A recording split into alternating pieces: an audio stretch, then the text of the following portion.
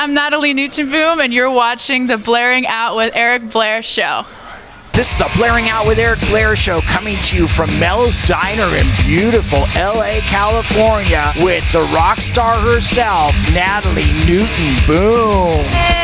I'm so excited to be here. Thank you for having me. You've actually seen my show before. Absolutely. Wow. You're like famous in this world. What was your youth like growing up in Bergen County, New Jersey? Grew up there for only a couple of years before I moved to Maryland. But from what I do remember, it was my parents would take me out on like little hikes and things like that. And that's where I kind of learned to love the forest. The family dynamic. I'm like very close to my family. Family is super important to me. It's also very important to Steve. So we always spend Christmas together. We usually go to Hawaii. We just went to Japan to celebrate my grandma's 80th birthday. I'm really lucky to have a supportive family, for sure. Tell me about your dad, Brent. He's the reason why me and my sister both do music. Just him playing Breaking Benjamin and Ozzy Osbourne once when I was like 8 years old is like the reason why I'm in this genre to begin with. He was always listening to so many different genres of music, so I always had like such a big repertoire growing up of just influences that I could pull from. And so he used to be a rapper back in the 90s. He like worked for a record label. He did some rap stuff, but it never came out. Now he can kind of vicariously live through me and my sister. Your mother, Kana Nootenboom, is a licensed marriage, family therapist, and Christian counselor. What has she taught you about life? The best advice she's ever given me was to hold on to things loosely. Something bothers you throughout the day, don't hold on to it. Don't hold grudges. I wanted to ask you about your grandmother, Chizuru Aoki. I lived with her in Newport Beach, and then we all together moved to Vegas to be next to my uncle. Word is that spending time with her actually changed your life because she was writing a biography on herself, and she asked you to read it out loud. I'm surprised you know that, so that's awesome. That was an amazing experience, and that really brought me closer to her and to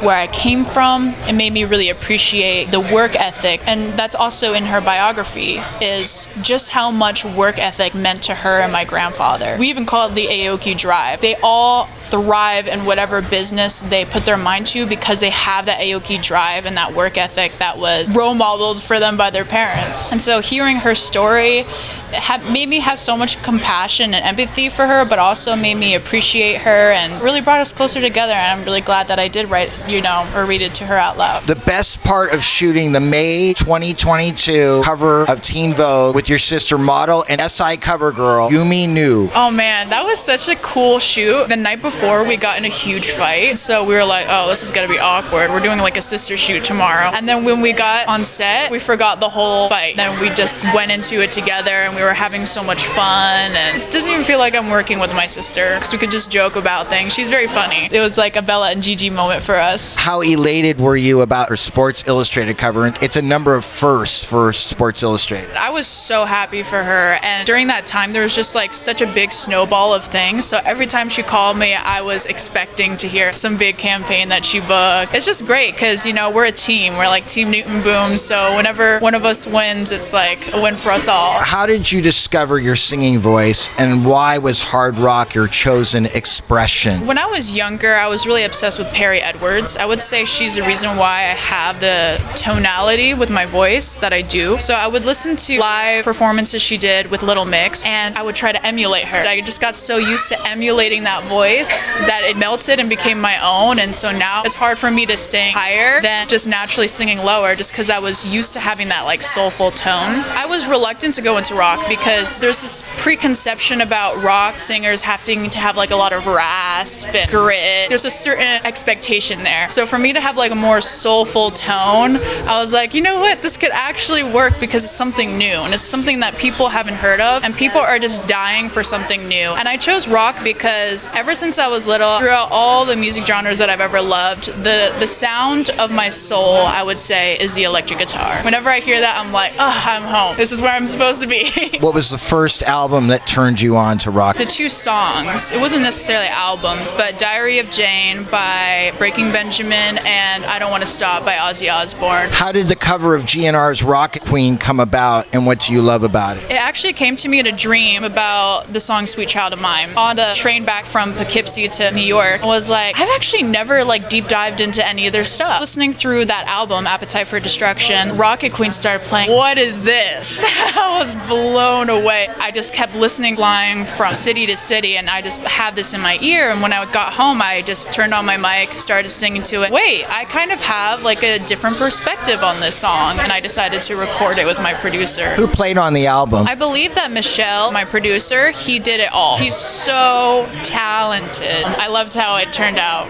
I'm like, truly, I believe in it so much. How has your uncle, DJ and record producer Steve Aoki, inspired your musical journey? He's amazing. Being around him is inspiring. When we went to Japan recently and he was doing shows, I would be standing backstage, seeing the crowd and the energy, and it really just makes me want to get off my butt and, you know, write music. He's given me a lot of great advice too, and as he always says, just don't look back, just keep releasing music. What advice did your aunt, supermodel Devin Aoki, give you about modeling? She hasn't given me like a ton of advice, but she did say having a stylist is important. On Rocket Queen, I had an amazing stylist named Moon, and she really brought it to life and gave it something fresh and new. She's good at taking my ideas and adding it and making it better. I think it's so important to have a team of people that is like a master in their craft, and then you can collaborate and build something together. What is important to you about being a champion for body inclusivity and Asian American representation in media? And it's a big deal to me. My sister is even more involved. She's studying Japanese. She's really trying to get in deep connection with our roots, especially on the Asian side. And for me, I thought about, should I lose weight? Should I do this and that before like I get my stylist to pick out these like outfits for the shows? And then I was like, no, I don't need to change myself. People love me because I'm different. People connect with me because I'm different. And I'd be lying to you if I say like I don't struggle with body image issues like everyone else. But at the end of the day, I look at my differences and I'm like, this is beautiful as long as I'm healthy, happy. Who cares about the rest? And I want other people to feel and do the same as well. Highlights of shooting the new green edition Maybelline New York buttercream lipstick ad. That was such a fun shoot. It was one of my favorites in my entire career. I just loved working with so many talented, amazing people. The makeup artist, she does these cool TikTok tutorials about like Marilyn Monroe era. Each person has their own little world of talents. So to talk about them and talk about like how they got into it was so interesting. Because when we shot that, I was like standing on a huge platform in the middle of Times Square, and everyone's like taking photos of me, and I'm like up high, right? And I'm leaning down at the camera at an angle, right? And I have a bicycle on this giant platform, and everyone's looking at me like this and taking pictures and trying to get in the back of the shot. And Gigi Hadid was like coming the next day to shoot for something, and I'm working with the same team that Gigi Hadid works with. Like, so crazy, and it was so fun, you know, and I'll never forget it. What brings you the most peace in your life? I would say being present. What is your greatest fear? I love my family so much, and so I just want them to live a long, healthy, safe life. What are your makeup must-haves, and name them? Ever since I went to Japan, I like bought so much makeup while I was there, because like their drugstore makeup is like the quality of our most expensive makeup. Really? They're just like on a whole other level, especially with their eyeliners, because it's humid there, it's made to last. So I got like a drugstore eyeliner, I think it was by like Kate or something, Kate Japan, and it just stays on. And then I also love AF94, which is Halsey's makeup brand. It's cheaper, it's more accessible, it's like at Walmart, and I've been loving that. And then she has About Face, which is like more expensive, it's like the liquid eyeliners. I use a lot of that. Moisturizer. I use Kat Berkey. Foundation. House Labs, my favorite of all time. I've used many. Concealer. Hourglass. Mascara. MAC. Lipstick. It's by this company called Flower Nose. I actually have it with me. Look at it. It looks like a little perfume bottle. I got this in Japan. Do you ever use lip liner? Yeah, my trick is like, if I'm doing a red lip, I'll use a purple liner.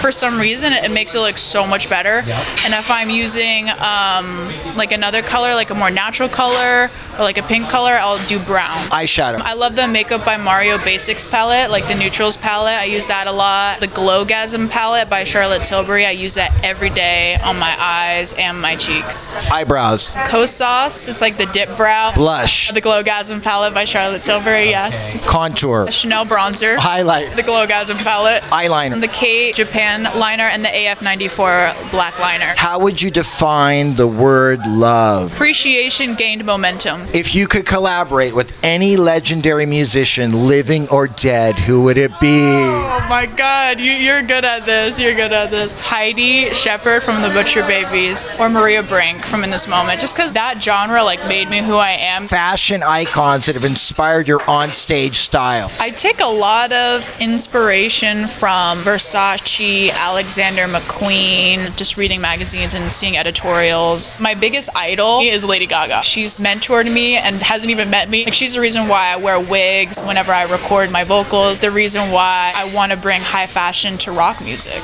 You're trapped on a desert island. You can only take 5 albums with you. What are they going to be? Life is killing me. I'm a huge Typo Negative fan. I'm wearing a Typo Negative shirt. Take It Like a Man by the Butcher Babies. I really love the Mac Miller Circles album, the Dangerous Woman album by Ariana Grande, probably The Fame by Lady Gaga. How do you know who your real friends are? Because when you're thriving, they don't get jealous at all. Terry Mugler. Absolutely. I love Terry Mugler. There's like this one bodysuit style that is so iconic, and I definitely want to infuse that somewhere in my tour wardrobe. What do you think of Kate Moss? I think she's great. I think she's cool because she definitely defined her era. I love that era of supermodels, obviously, because of Devin. What song do you wish you had written? DNA by Little Mix or Sick Like Me by In This Moment. How would you define the term rock star? A lot of people think that rock stars have to live a certain lifestyle, like do drugs and have a million girls. I don't think that's what defines a rock star.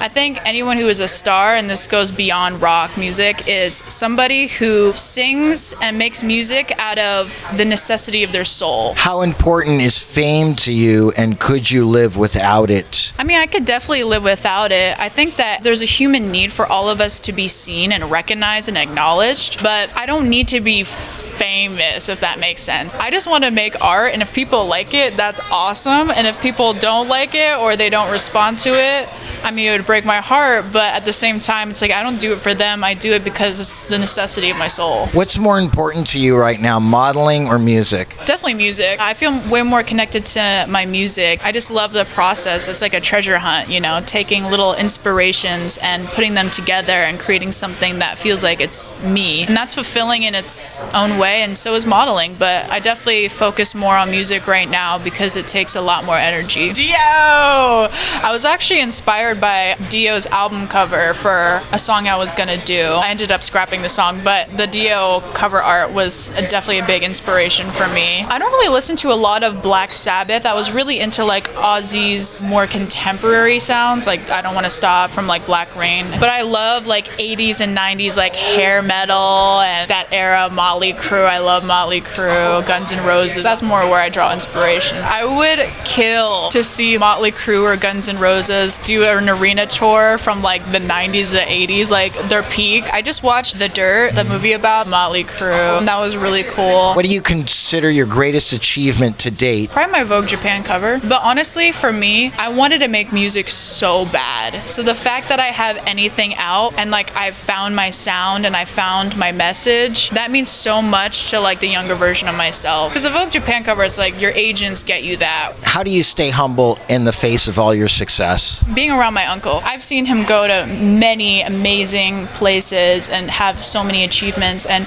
seeing how humble and human he is and how sweet and down to earth and, you know, family oriented he is, he's really like my biggest role model. Your mission statement. There's a quote by Marianne Williamson where she said, "It's not our weakness that we most fear or our darkness, it's our light and our greatness that we most fear." Another quote that I also live by, and I would say is my mission statement, is if you can't solve a problem, you're playing by the rules. What comes first, the lyrics or the music? I would say lyrics first for right now. What do you believe sets you apart as a model and a rock singer? Because I play the long game and I have a different perspective. I'm already 3 steps ahead of myself, so I'm already working on the next album and like the next EP, and I have a perspective and a message that I don't think that people are really talking talking about manifestation and rock music. I think that I'm a culmination of a bunch of weird and different things, and staying true to who you are and not being swayed by everyone else and what everyone's demanding. That makes me unique. Natalie Nootenboom. Boom. So great to have you on the Blairing Out with Eric Blair show. It's a really fun interview for me, and you have great questions. This is the Blairing Out with Eric Blair show with Natalie Nootenboom. Signing off. The Blairing Out Show.